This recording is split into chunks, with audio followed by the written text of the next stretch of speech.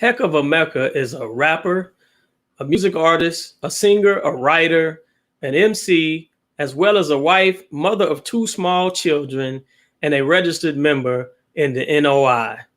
Welcome to the show, and may we greet you with our greetings of peace. Assalamu alaikum.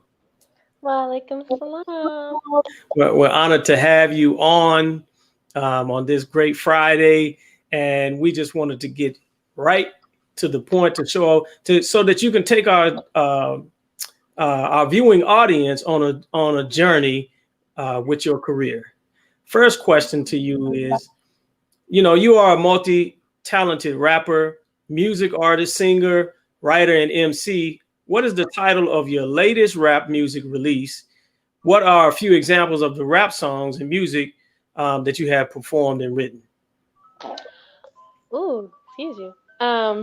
Well, first of all, thank you so much for allowing me on your platform. I'm so very grateful. Alhamdulillah. Um, Bismillahirrahmanirrahim. It's my very first album I've ever dropped, and it is entitled Young God. Um, and when you say examples, what do you mean? Like, what are the names of the songs, or like, you want some bars, Yeah. or Yes. What are some of the names? yeah. Some of the names. So one of them is Young God, which is actually like the song of the album, and then one is called Joshua, which is dedicated to the alma mater Louis Farrakhan, and I have another one called Reflections, and Mind of a Rebel, Gossip. So Well, great. As many artists and singers, there's a big aspect of what you all do as recording artists called collaboration. And I'm sure that you have collaborated with several music artists and appeared in videos.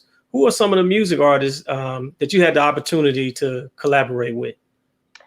I collaborate with the brother Hashim quite often. I've also collaborated with the brother Danik. The song hasn't been released yet.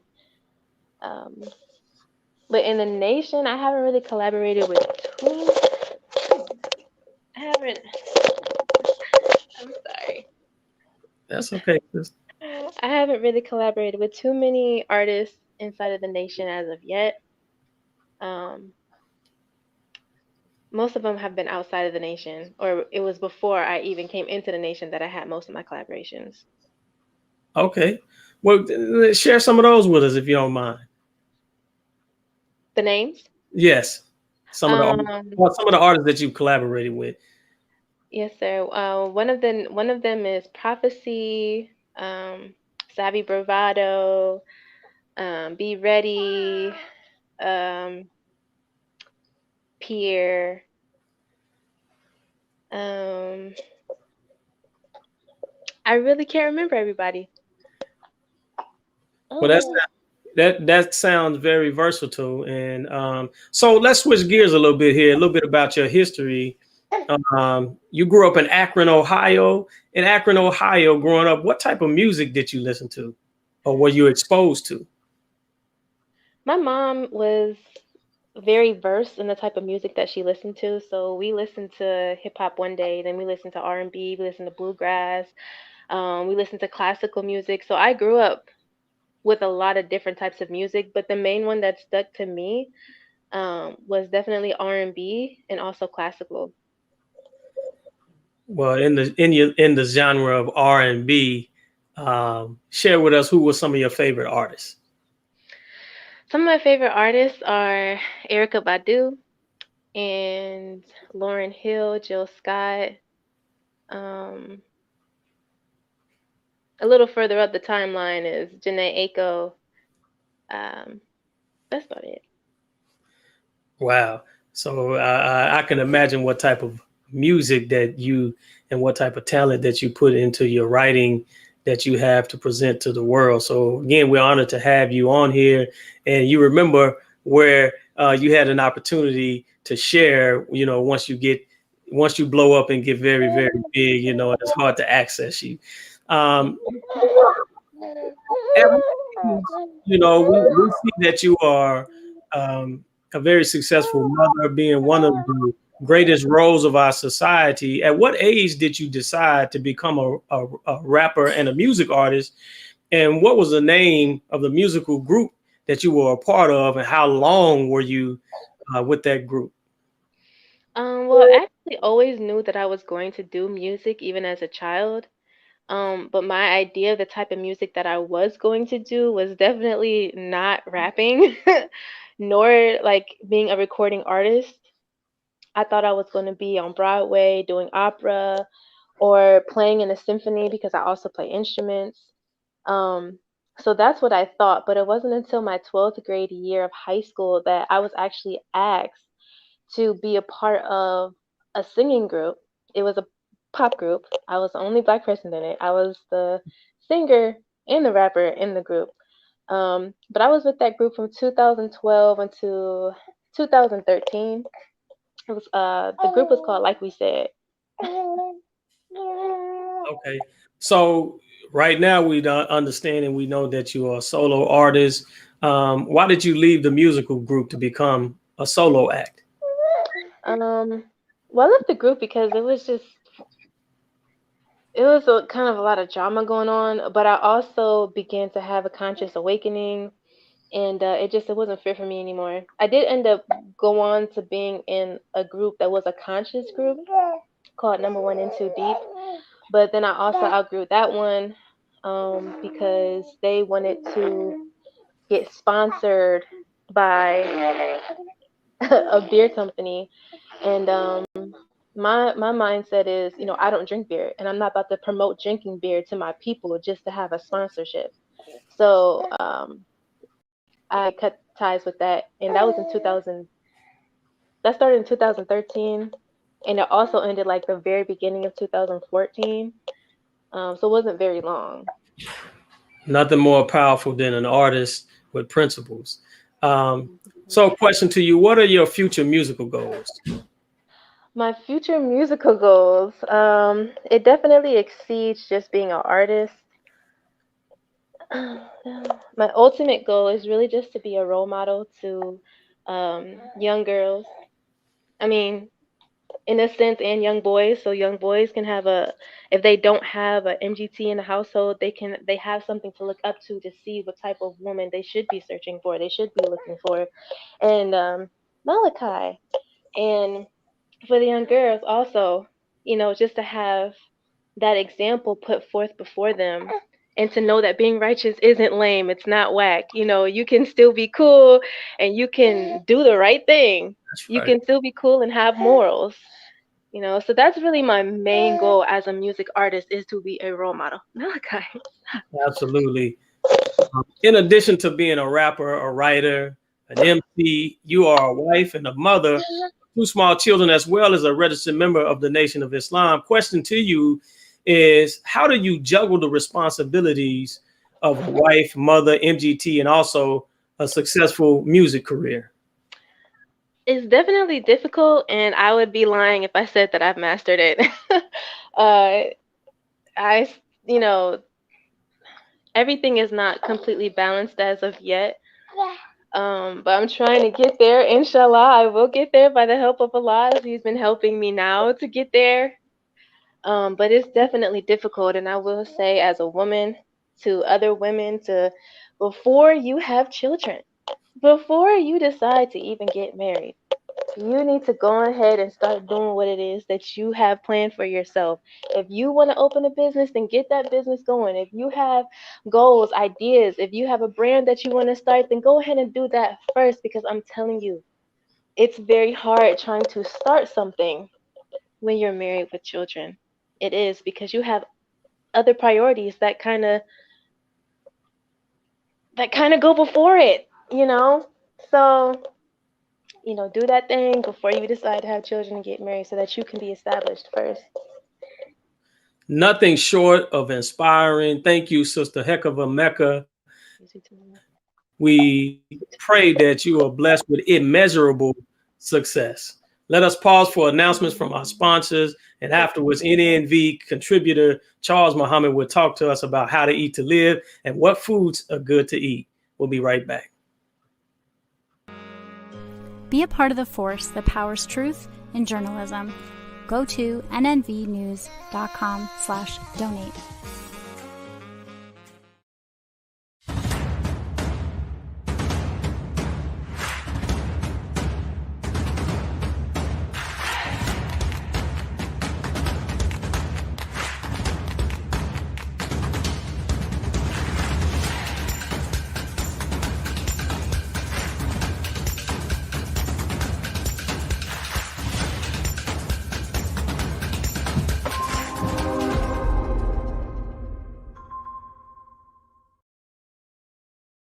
Worldwide, 24 hours a day, 7 days a week. Download the Final Call Radio app and take us everywhere. On your phone, on your computer, on your tablet, on Instagram, Facebook, and Twitter. You can also log on to finalcall.com and click the Listen Live button or finalcallradio.com. Final Call Radio, the official voice of the Honorable Minister Louis Farrakhan and the Nation of Islam. Please share your thoughts with us in the comment section below. Follow us on social media at NNV News, and please subscribe to our YouTube channel at National Network View. I am Anissa Muhammad with nnvnews.com.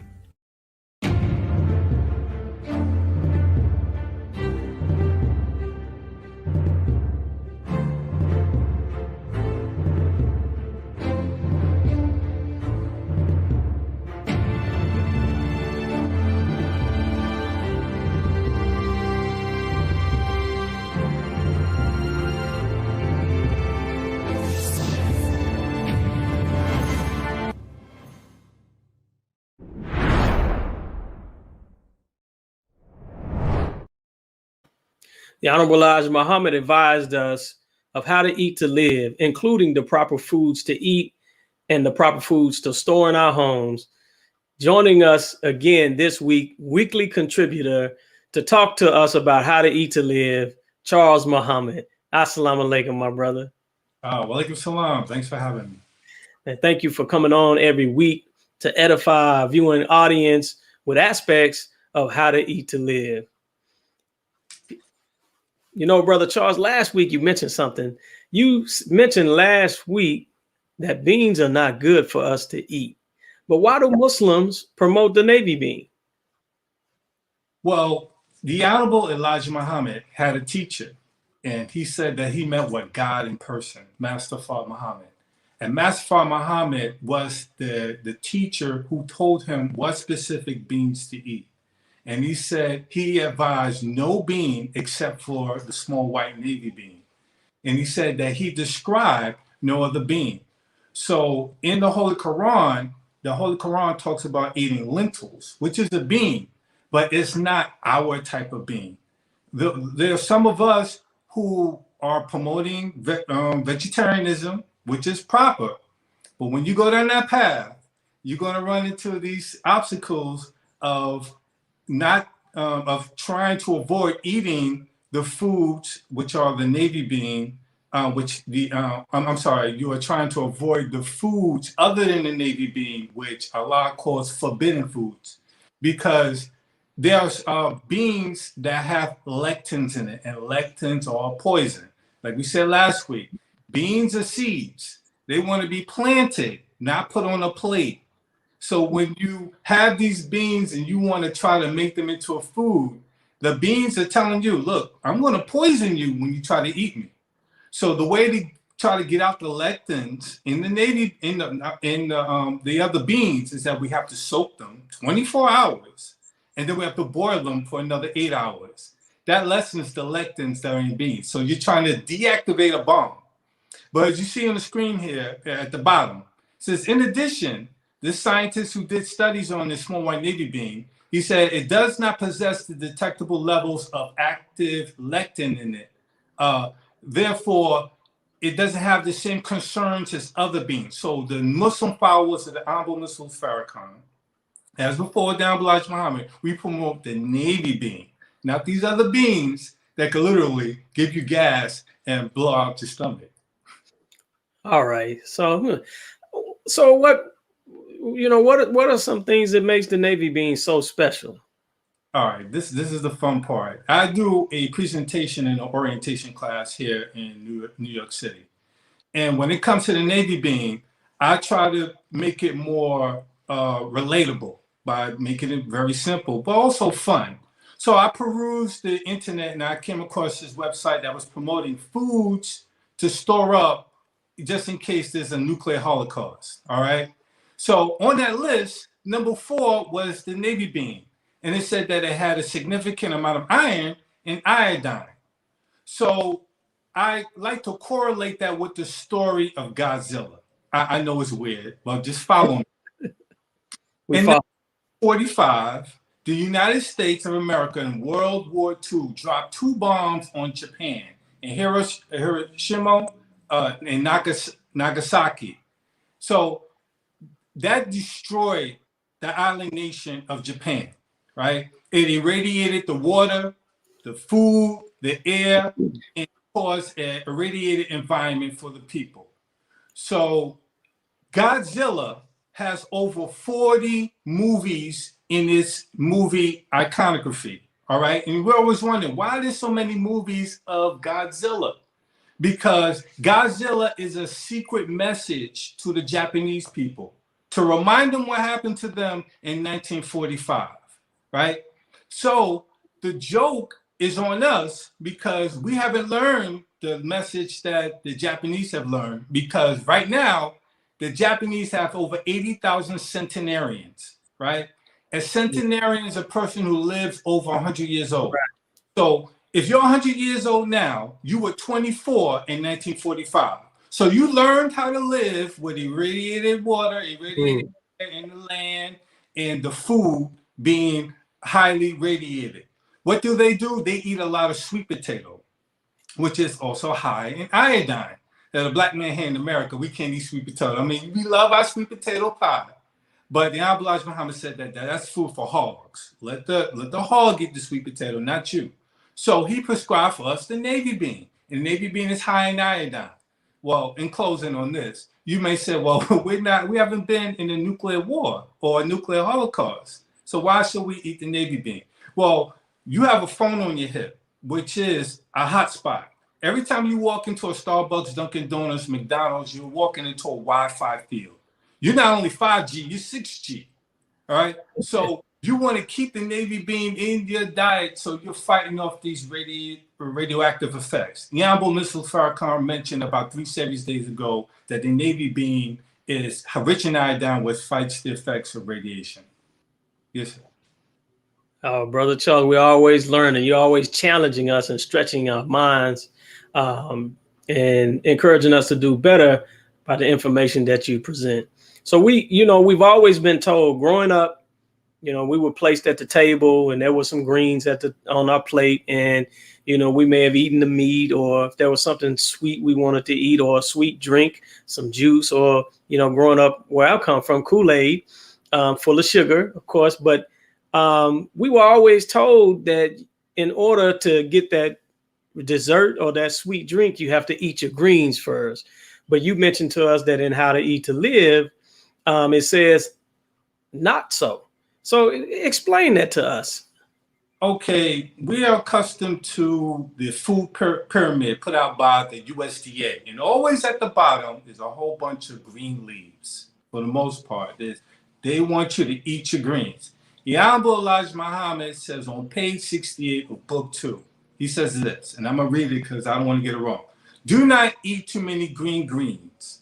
They are not good for you, especially the collard greens and cabbage sprouts. Do not eat them. Those are not my words. You can go read it for yourself. You can read along, page 68, book. All right? The reason why is because every type of food or structure of a food on the molecular level has its enemy on the inside of us. So when we talk about they are hard to digest means to break into two. Die meaning two, just means to break apart. That the green leaf is hard to break apart in the human body. Last week we talked about Popeye. Popeye will eat a can of spinach. No, hold off on that. We don't want you to go that hard with green leaf vegetable. Now, what it is that's hard to digest is cellulose. Cellulose is the structural aspect of green plants. It's in all plants, but particularly green plants, which are mainly for animals. They have the ability, they have that enemy on the inside called cellulase. Cellulase is an enzyme that breaks down cellulose. Just how lactose is broken down by lactase. They have their job to do. Humans do not possess cellulase. Cows do, horses do, gorillas do. Even termites have cellulase, so they're able to eat wood, but not us. A cow has a 4-chambered stomach. A cow will chew grass 500 times, right? It'll chew it about 250 times, swallow it, break it down in its rumen, then spit it back up, chew it another 250 times, and then send it down to another chamber of the stomach. Brothers and sisters, we do not have 4-chambered stomachs. We are closer to the gorilla, but the gorilla, if you've ever seen a gorilla stand upright, it almost has, it's almost like it has like a double stomach. It has a distended abdomen. It has a longer, larger intestine. We do not have that. It allows for the green vegetables to be fermented in their stomach. We do that a little bit in it's called the gut flora. But trying to make a lifestyle out of green vegetables, you're harming yourself. Now, I've studied ancient cultures. Here we have the Pygmy brother. In the center is the Jara tribe in India, off the coast of, in the Andaman Islands, off the coast of India. And then we have an Aborigine family. They have 50 to 60,000 years of history. They're surrounded by leaves, brothers and sisters. You can watch dozens of films on them, documentaries, read books about them. You'll never see them eat a leaf. They'll use leaves to start fires to cook the meat that they just caught. They're called hunter-gatherers. Now, why am I saying this? It's just that they, under harsh circumstances, have a more legitimate excuse to try to eat green leaves.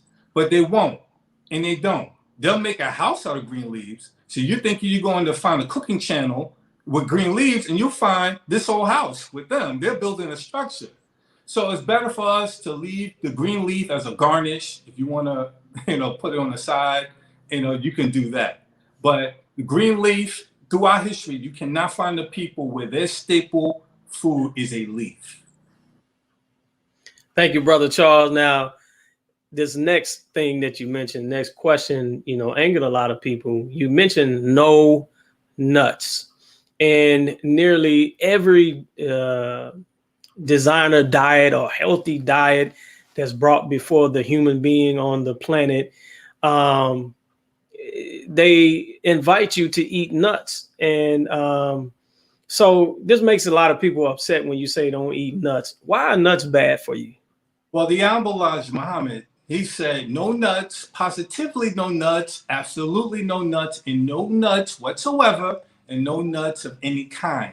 When he says no nuts of any kind, that includes the wide variety of nuts, because people like to contend with you about what's a nut and what's not a nut. So I had this book. I tried to ignore it for years, but I had to get this book. Nuts are not good for humans, right? I just thought it was a no-brainer, but people will challenge you. Now, nuts will damage your digestive tract, all right? Then once again, they are seeds, all right? If you've ever seen a cashew, most people have never seen a cashew apple, all right? These are seeds of fruit. We're supposed to eat the fruit, not the seeds of the fruit. So the seeds, once again, are designed to resist digestion and to be planted, not on a plate. So when it comes to telling people, let's go down the vegetarian path, this is another obstacle that you got to deal with. If you're about that life, you got to give up nuts and teach people not to eat nuts or try to drink nut milks, which are really pulverized nuts and water and enriched nutrients.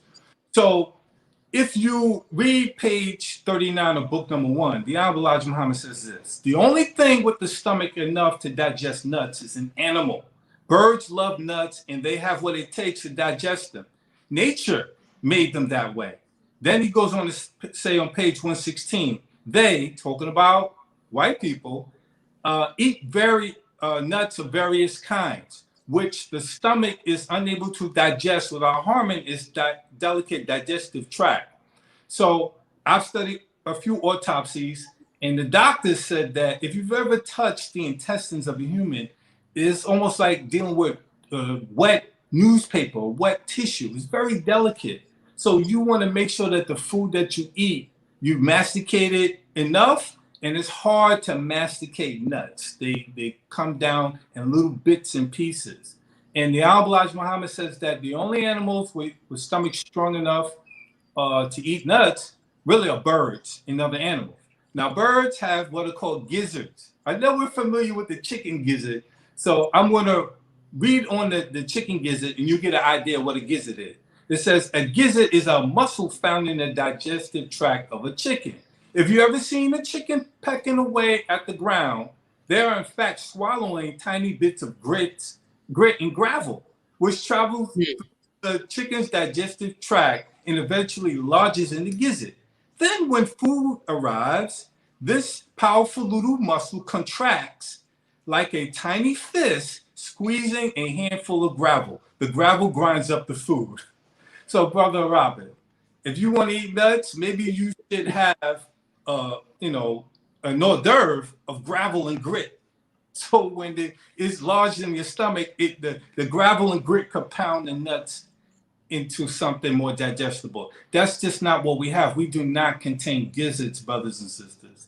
So this is why we should leave the nuts to the animals.